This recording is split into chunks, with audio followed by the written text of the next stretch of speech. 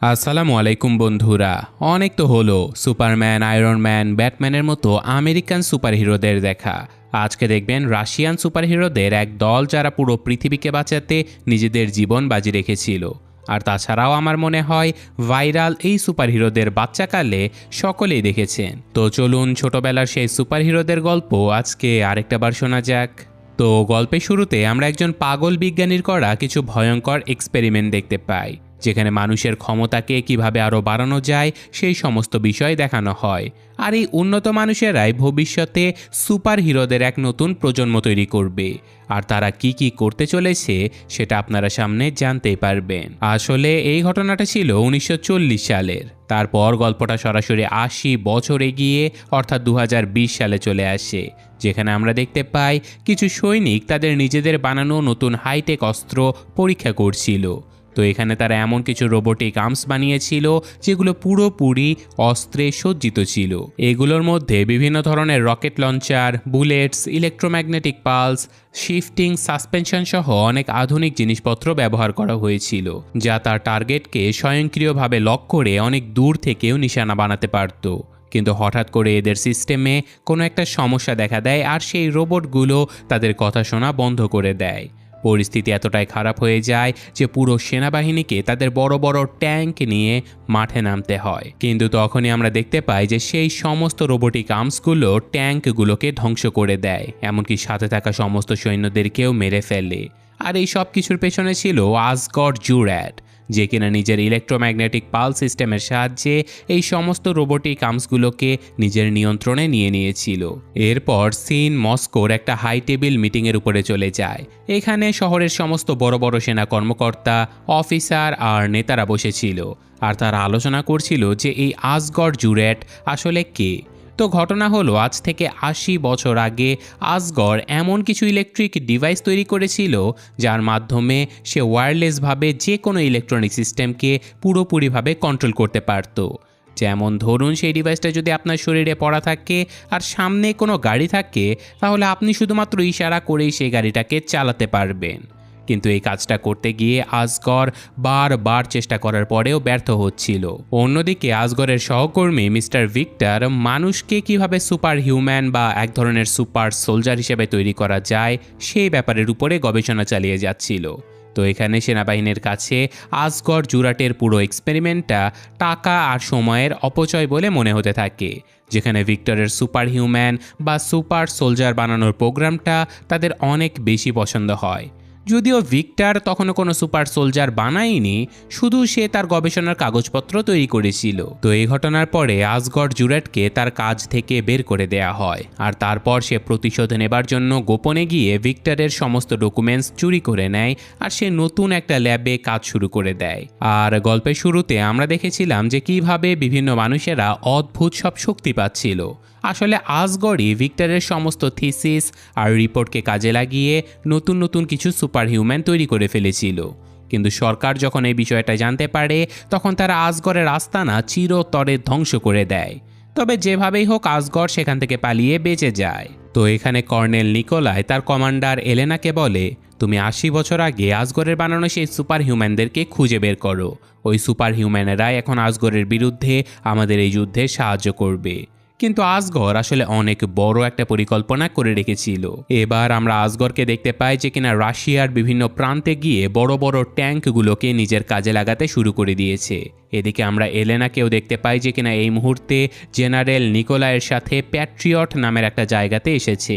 আসলে প্যাট্রিয়ট ছিল এমন একটা সার্ভিস যেখান থেকে পুরো পৃথিবীর উপরে নজরদারি করা যেত। কোন ডিভাইস কোথায় রয়েছে, কোন মানুষ এই মুহূর্তে কি করছে, সব কিছুই জানা যেত।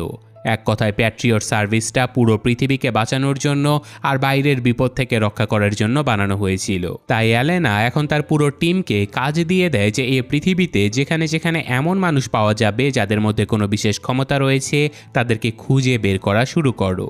আমরা তাদের অনুসরণ করব আর তারপর আসগরের বিরুদ্ধে একটা নতুন যুদ্ধ শুরু করে দেব। তো এখানে গ্রুপের বিভিন্ন সদস্যরা ধীরে ধীরে সুপার হিউম্যানদের ব্যাপারে তথ্য দিতে শুরু করে। যেমন কোনো সুপার হিউম্যান সাইবেরিয়াতে রয়েছে, কেউ রয়েছে ভারতে, কেউ জাপানে, কেউ চীনে, আবার কেউ শ্রীলঙ্কাতেও রয়েছে। যদিও এখানে অনেকগুলো চরিত্রের কথা বলা হয়, কিন্তু এই মুভিতে মাত্র 4 জনকেই দেখানো হবে। আর এমনটা কেন, তার উত্তর আপনাদেরকে আমি এই মুভির শেষে দিয়ে দেব। এরপর সিন সরাসরি গল্পের প্রথম সুপার হিউম্যানের উপরে চলে যায়, যার নাম হলো শিবা। আসলে আসগর্ড জুড়্যাট যখন ভারত সফরে ছিল তখন সে ভারত থেকে অনুপ্রাণিত হয়ে তার সকল সুপার হিউম্যানদের নাম দিয়েছিল। তো শিবার মধ্যে যে কিনা প্রায় শিব দেবতার মতোই শক্তি রাখত, যেমন মাটি পাথর এইসব কিছু সে কন্ট্রোল করতে পারত। সেগুলো ব্যবহার করে সে যে কোনো আকৃতি দেওয়ার ক্ষমতা রাখত। অ্যালেনা শিবার কাছে সাহায্য চাইতে এসেছিল, আর সে তাকে বলে, সম্ভবত তুমি তোমার পুরনো স্রষ্টাকে ভুলে গেছো, যার নাম আসগর্ড জুড়্যাট, কারণ এই ঘটনার প্রায় ৮০ বছর কেটে গেছে। কিন্তু এখন তার মাথায় কোনো একটা বড় পরিকল্পনা চলছে। সে পুরো পৃথিবীকে নিজের হাতের মুঠোয় করে নিতে চায়, আর এই কারণে আমাদের তোমার মতো সুপার হিরোদের সাহায্য নিতে হচ্ছে। তো এইসব শুনে শিবা বলে যে এমনিতেই তো এতদিন ধরে বেঁচে থাকার কোনো উদ্দেশ্য আমার কাছে ছিলই না, ভালোই হয়েছে তুমি আমাকে একটা নতুন উদ্দেশ্য দিয়েছো। তো এরপর সিন গল্পের দ্বিতীয় সুপার হিউম্যানের উপরে চলে যায়, যার নাম হলো খান। তার পিঠে লম্বা দুটো তলোয়ার ছিল, আর খানের সুপার পাওয়ার ছিল এটাই যে সে ফ্ল্যাশের মতো আলোর গতিতে দ্রুত দৌড়াতে পারত এবং শত্রুদেরকে ঘায়েল করে দিতে পারত। সে তো এক আঘাতে একটা গাড়িকে দু টুকরো করে ফেলে, আর গুলি চলার আগেই সে নিজের জায়গা বদল করে যে কাউকে কেটে ফেলতে পারে। সত্যি বলতে ৪ জন হিরোর মধ্যে ব্যক্তিগতভাবে খানের পাওয়ারটাই আমার কাছে সবচেয়ে বেশি ভালো লাগে। তো যাই হোক, চলুন পরের জন্য কথাটাও বলে নেই। তৃতীয় সুপার হিউম্যানকে সাইবেরিয়ার একটা জঙ্গলে দেখানো হয়। সে নিজে একসময় একজন বিজ্ঞানী ছিল। সৈন্যরা যখন তার ল্যাবরেটরিতে তাকে ধরতে আসে ততক্ষণে সেই বিজ্ঞানী নিজের শরীরে একটা ঔষধ ইনজেক্ট করে একটা ভাল্লুকের শরীরে নিজেকে বদলে ফেলে, যাকে এক ধরনের ওয়ার বিয়ারও বলা যেতে পারে। সেই ভাল্লুকের রূপে এসে সে চোখের পলকেই সকল সৈন্যদের দফারফা করে দেয়, আর এখানে এই ভাইয়ের নাম রাখা হয়েছে ভোলা। তো এরপর পালা সে চতুর্থ সুপার হিউম্যানের, সে হলো গঙ্গা। আসগড় যখন বানারসিতে ঘুরতে গিয়েছিল তখন ভারতের গঙ্গা নদীর পবিত্রতা দেখে সে তার তৈরি এই মেয়েটার নাম গঙ্গা রেখে দেয়। আর গঙ্গার সুপার পাওয়ার এটাই ছিল যে সে পানিতে নামার সাথে সাথে অদৃশ্য হয়ে যেতে পারে। তো এবার গঙ্গাকে বোঝানোর জন্য বাকি ৩ জন অর্থাৎ খান, ভোলা আর শিবা সেখানে পৌঁছে যায়। এখানে তাদের মধ্যে বেশ ভালো একটা লড়াইও হয়, আর এই লড়াইয়ের কারণটা এটাই ছিল যে ৮০ বছর আগে যখন সে বড় বিস্ফোরণটা হয়েছিল তখন গঙ্গার স্মৃতিশক্তি চলে গিয়েছিল, তাই সে এই ৩ জনের কাউকেই চিনতে পারছিল না। কিন্তু যখন ৩ জন মিলে তাকে বোঝায় যে দেখো আমরা সবাই এক, আর আমাদেরকে যে তৈরি করেছে সে এখন এই পুরো পৃথিবীতে ধ্বংসলীলা চালাচ্ছে, তাই আমাদের তোমাকে দরকার, কারণ আমরা সবাই মিলে আসগরকে ঠেকাতে পারবো।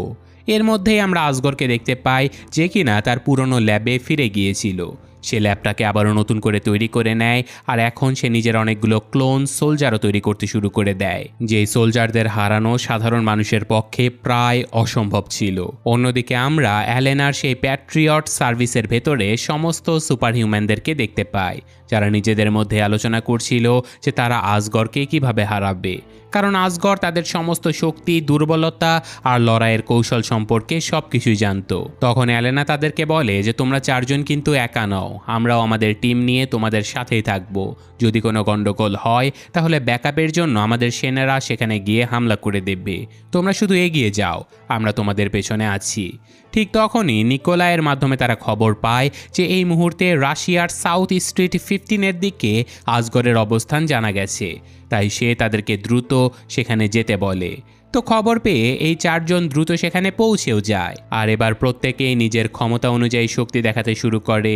প্রথমে তো গঙ্গা বৃষ্টির মধ্যে অদৃশ্য হয়ে যায়, তারপর ভোলা যে কিনা একটা ওয়ার বিয়ারে পরিণত হতে পারত সে একটা ভাল্লুকের রূপ নিয়ে নেয়, আর আমাদের খান ঝড়ের গতিতে সেই গুলিগুলোকে পাশ কাটিয়ে এক এক করে সবাইকে কাটতে শুরু করে দেয়। আচ্ছা, এখানে বলে রাখি যে সমস্ত সেনাদের সাথে এরা লড়াই করছে তারা সবাই আসগরের বানানো ক্লোন সোলজার, যারা কিনা সাধারণ মানুষের চেয়ে অনেক বেশি শক্তিশালী।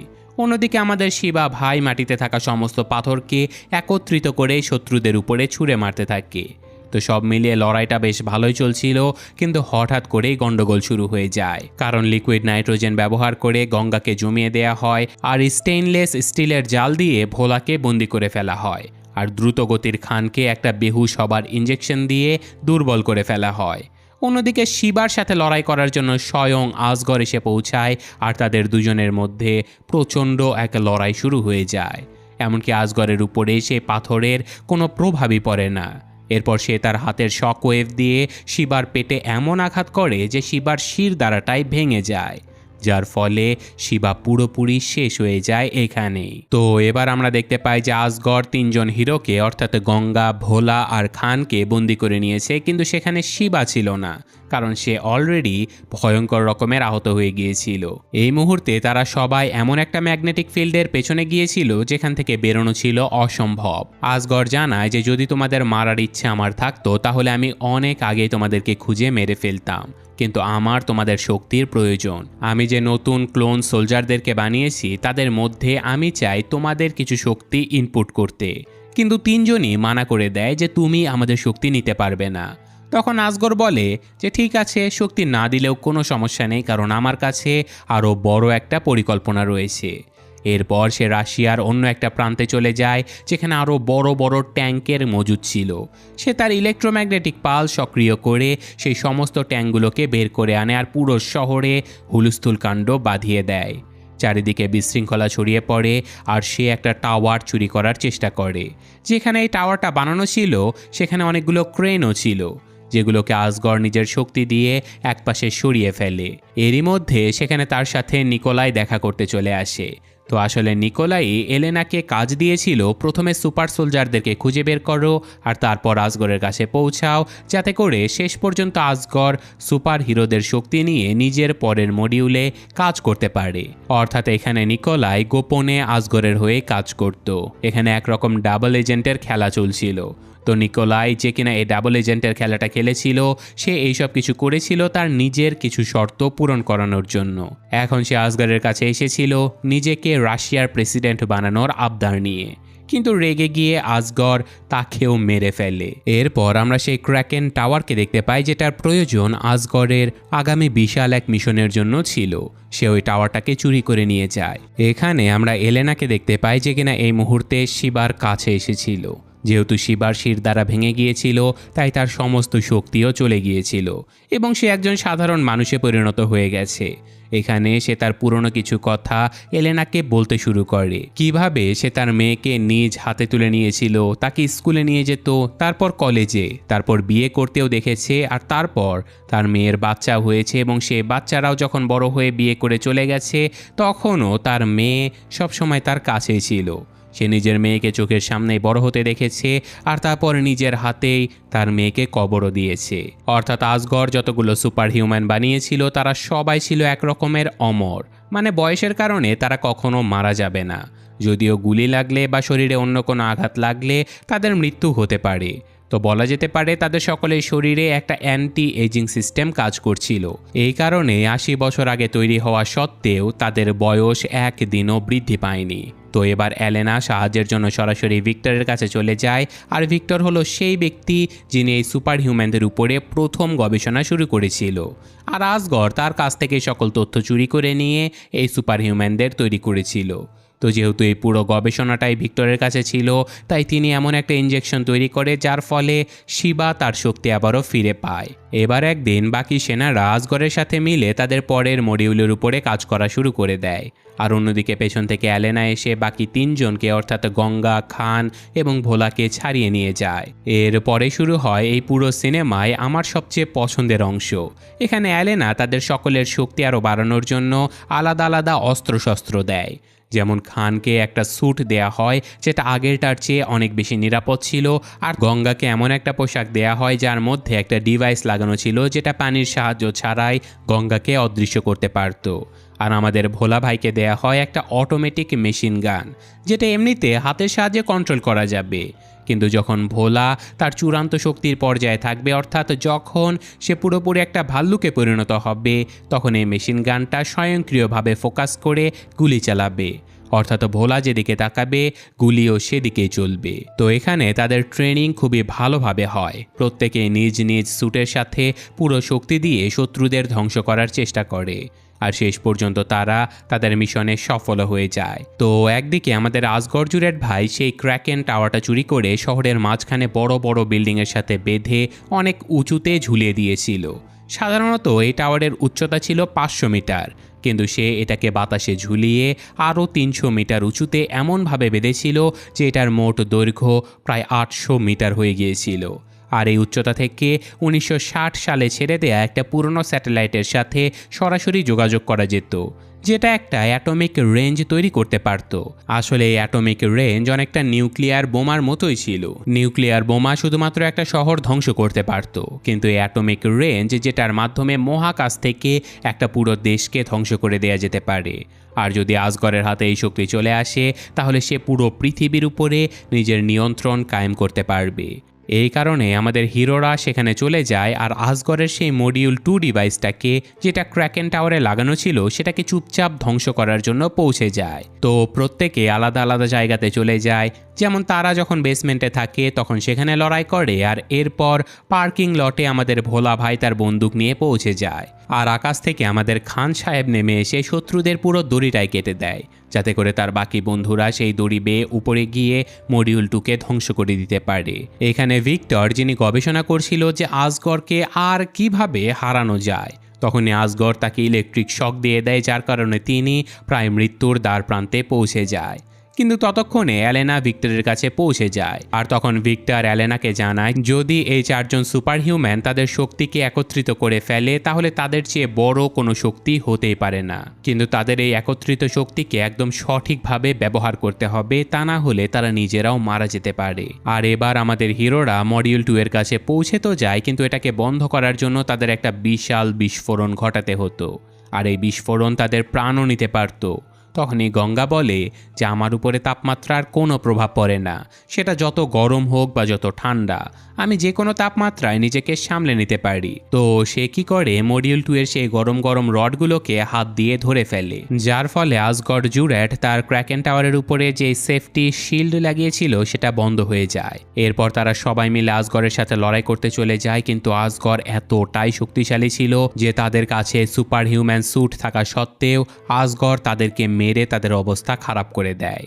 আর এখন তাদের সময় থাকতে সেখান থেকে চলে যাওয়া একটা প্লেনে ঝুলে পালিয়ে যেতে হবে। তাই সাথে সাথে খান তার সেই ছুরির মাধ্যমে তার সকল বন্ধুদেরকে নিয়ে এখান থেকে পালিয়ে যেতে থাকে, কিন্তু আজগরের হামলায় তারা সেই প্লেন থেকে নিচে পড়ে যায়। ঠিক তখনই অ্যালেনা তাদের সেই বিশেষ কথাটা বলার জন্য সেখানে পৌঁছে যায়। সে বলে যে ভিক্টর মারা যাবার আগে আমাকে বলেছিল যদি তোমরা 4 জন তোমাদের শক্তিকে একত্রিত করে নাও, তাহলে শুধু একটা সনিক ব্লাস্টের মাধ্যমে তোমরা পুরো ক্র্যাকেন টাওয়ারকে নষ্ট করে দিতে পারবে।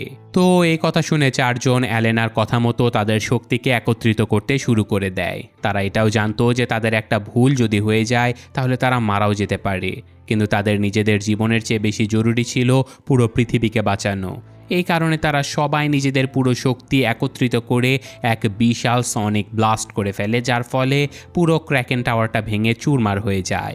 আর সেই টাওয়ারের সাথে সাথে আজগর জুরেটের স্বপ্ন ভেঙে চুরমার হয়ে যায়। আর এর সাথে সাথে আমাদের সুপার হিরোরা এই পুরো পৃথিবীকে বাঁচিয়ে নেয়। আর গল্পের শেষ মুহূর্তে সুপার হিরোরা সবাই অ্যালেনাকে কথা দেয় যে ভবিষ্যতে যদি আবারও কোনো বিপদ আসে তাহলে তারা আবারও একসাথে এই বিপদের মোকাবেলা করবে। আর মুভিটা এখানেই শেষ হয়ে যায়। কিন্তু এই মুভির পোস্ট ক্রেডিট সিনে আমরা দেখতে পাই যে অ্যালেনাকে কিছু গুন্ডা ধরে নিয়ে গেছে, কারণ সে বাকি সৈন্যদেরকে বলেছিল যে আরও কিছু সুপার সোলজার রয়েছে যাদেরকে সে খুঁজতে যাচ্ছে। তো যেমনটা আমি মুভির শুরুতে আপনাদেরকে বলেছিলাম যে বিভিন্ন সৈন্যরা আলাদা আলাদা তথ্য দিয়েছিল যে সাইবেরিয়া, ভারত, চীন, জাপান, এমনকি শ্রীলঙ্কাতেও কিছু আলাদা আলাদা সুপার হিউম্যান রয়েছে, কিন্তু খুঁজে পাওয়া গেছে কেবলমাত্র 4 জনকে। তার মানে আরও অনেকেই ছিল যাদেরকে খুঁজে পাওয়া যায়নি। আর অ্যালেনা এই গুন্ডাদেরকে মারতে মারতে জানতে পারে যে ফেরাউন নামের একজন লোক তাকে মারার জন্য এই গুন্ডাদেরকে পাঠিয়েছে। এর মানে হলো এই অজ্ঞাত ফেরাউন চায় না সুপার হিরোরা একত্রিত হোক, অর্থাৎ সে আরও বিশাল কিছু পরিকল্পনা করে রেখেছে, যার মাধ্যমে আমরা বুঝতে পারি যে এই মুভির দ্বিতীয় পর্ব অবশ্যই আসবে। আর ব্যক্তিগতভাবে আমি সেটার জন্য খুবই অপেক্ষা করছি, আর যদি সেটা আসে তাহলে আমরা সেটাও খুব তাড়াতাড়ি এক্সপ্লেন করে দেব। তো এটাই ছিল আজকের পুরো গল্প। কেমন লাগলো কমেন্টে জানাবেন। আমি আজকের মতো বিদায় নিচ্ছি। আল্লাহ হাফেজ।